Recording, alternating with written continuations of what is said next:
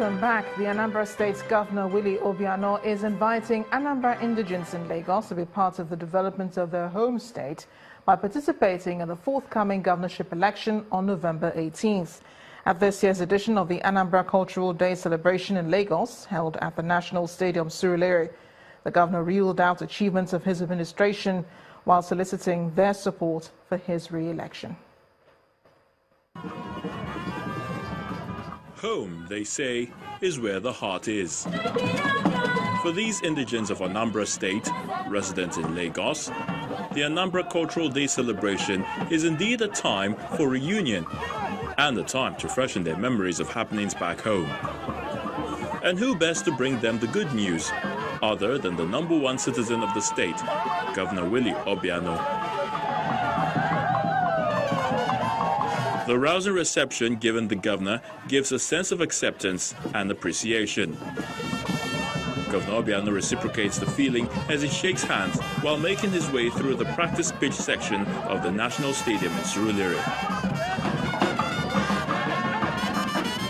The governor makes a spirited sprint to the podium where he tells the people about ongoing development projects across the state. We flagged up the Airport City project, and the Chinese are on ground working now. That airport will be delivered in 3 years. I have also told you that we are doing very well in agriculture, and we have room to employ some of you that are here that are not doing something very good. This administration has, in less than 3.5 years, employed well over 330,000 people on various jobs created.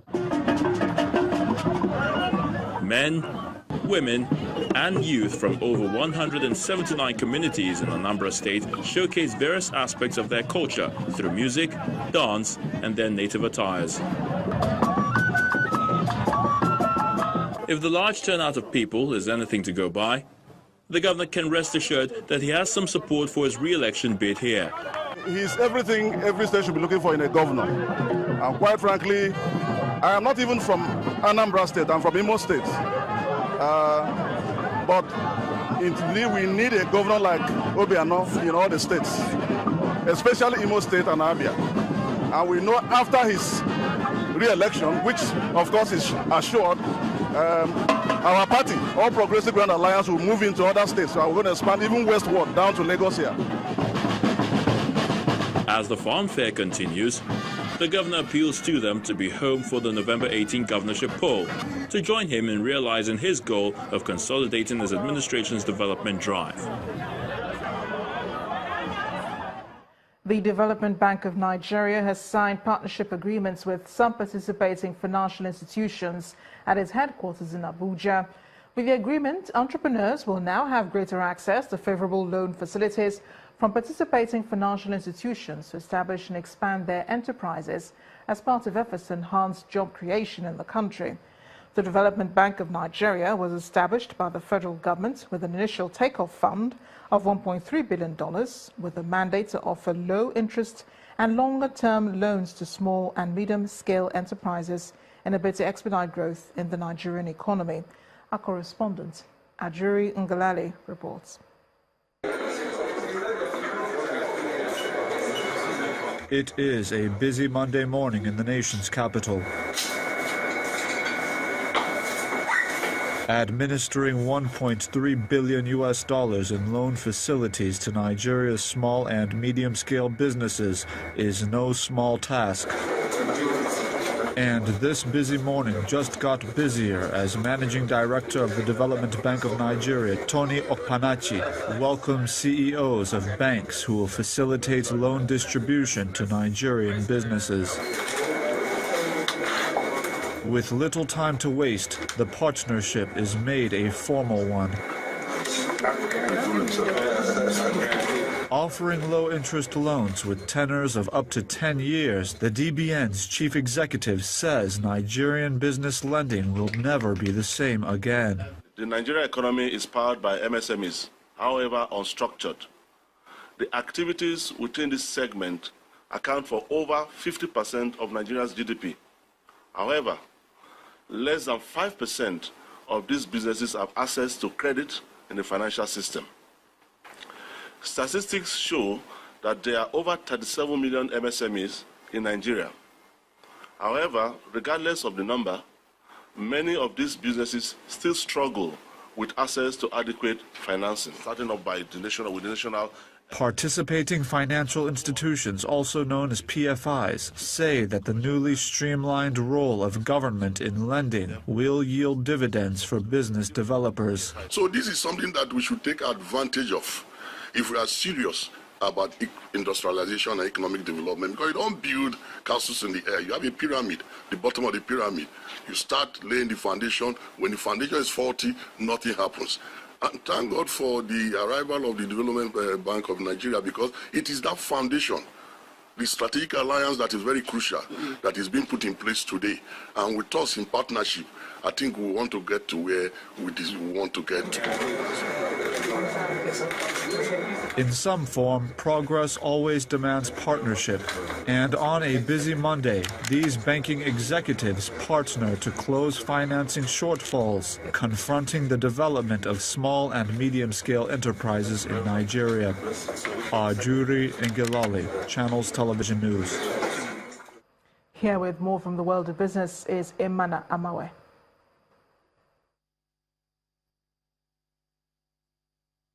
You first. First Bank.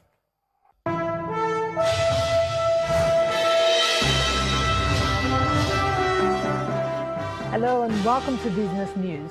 As part of efforts to ensure sustainable economic growth and development in the Nigerian capital market, the Securities and Exchange Commission has launched the Nigerian Capital Market Development Fund. At the inauguration ceremony of the board in Abuja, Director General of the Commission, Mr. Muniru Gwozo, explains that the initiative aims to boost investors' confidence. The former Director General of the SEC, Mr. Suleiman Danusa, tasked the Committee on Financial Inclusion. Part of the 10-year capital market development initiatives that we said we're going to implement. Objectives of the fund, largely it's in line with our market development initiatives. And I call upon all of us to strongly support such initiatives.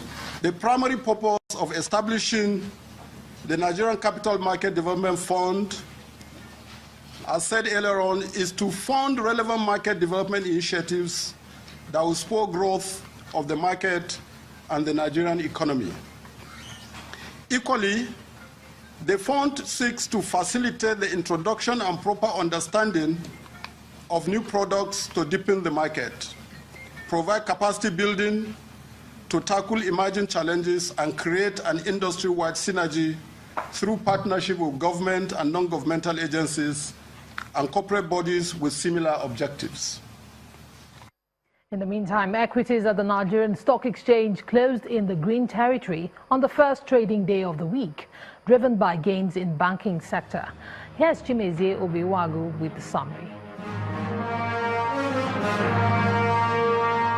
Hello and welcome to the Stock Market Report. It was a dramatic move at the equities markets today as the all-share index, after moving in the red for the better part of the session, suddenly reversed into the green just a few minutes to the close of trading. The all-share index went up 0.06%. The 7 Naira 25 kobo gain by Total and the 2 Naira 7 kobo gain by Forte Oil are to be thanked for this positive close. Those gains also pushed the oil and gas sector into the green by 0.06%. Despite that positive move, market breadth remained negative. 17 stocks posted gains while 21 posted declines. In terms of price movement, Dangote Flour topped the gainers, moving its price by 10 Naira 19 kobo, while Morrison led the price decliners. The market made a paltry 2 billion naira with a total volume of about 175 million shares traded in 3,401 deals. Traders are still pessimistic about the direction of the market on Tuesday, but say that the 50 Naira interim dividend announced by Nestle, hopefully that might provide some support for the consumer goods, which is expected to impact positively on the overall market index. And that was the Stock Market Report. I'm Chimezie Obiwagu. The Bank of America has estimated an outflow of $14 billion from South Africa if the country's rand debt is kicked out of the Citigroup's World Government Bond Index. According to a Bloomberg report today, Africa's second largest economy may lose its investment grade status on November the 24th, when Moody's Investor Services and the Standard & Poor's are scheduled to review the country's rating status. Standard Chartered plc is forecasting that almost $10 billion will leave South Africa if it's kicked out of the WGBI and the Bloomberg Barclays Global Aggregate Index. Nigeria was kicked out of the JP Morgan Government Bond Index exactly 2 years ago and was later removed from the Barclays Bond Index. And major markets across the globe closed mixed today after a report on the U.S. House surfaced on considerations to gradually lower the United States corporate tax rate. Here are some of the numbers.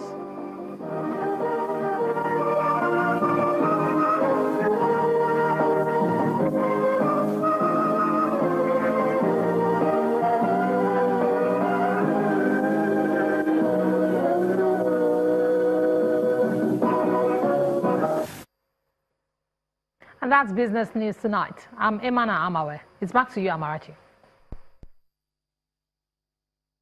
You first. First Bank. Thanks a lot, Emana. The federal government has approved a contract worth $195 million for the procurement of maritime security equipment and for the training of military personnel. According to the Minister of Transport, Rotimi Amechi, purchase has already commenced in that regard. Mr. Amechi told a gathering in Lagos today, who converged for the World Maritime Day, that there are plans also to begin in earnest the movement of cargo from the ports using the light gauge system of transport. It's perhaps one of the single largest gathering of members of the maritime and transport sector. Regulators, agencies, investors, parliamentarians and experts who have converged on Lagos for the 2017 World Maritime Day, a United Nations initiative towards growing the world's economy through the waters. Top on the day's agenda is the various downsides to Nigeria's developmental goals for the maritime domain, which borders on security, infrastructure, funding, poor utilization capacity of the inland waterways, legislation, and political will. We have contracted an Israeli firm who is going to train our security men and buying equipment, and they will dominate the waterways for 3 years. In that 3 years, they will train our people to take over when they finish. And I'm sure that in that 3 years, once they launch, they are yet to launch. They are yet to launch because they are buying the equipment. When you see the equipment in the water, you know you use it and you are secure. We need to fast-track utilization of inland waterways rail to reduce the weight on our roads. We also want to see conveyance and movement of people using inland waterways. So people that work within the Apapa environs have inland waterway as a way of getting into that location. Nigeria is said to have about 900 kilometers coastline and over 10,000 kilometers inland rivers. So why does most cargoes come to the already congested Lagos port? The really big vessels can't come into Port Harcourt port. Now look at the infrastructure in Port Harcourt port. It requires that we look at it again. Now, aside from that, there's been security challenges around the Niger Delta. So we're addressing the issue of security challenges in Niger Delta. We're addressing the issue of draft. We're addressing the issue of physical regime in those ports. We're addressing the issue of the link between the port and the hinterland where the goods are needed. State inland waterways authorities and their federal counterparts are constantly at daggers drawn.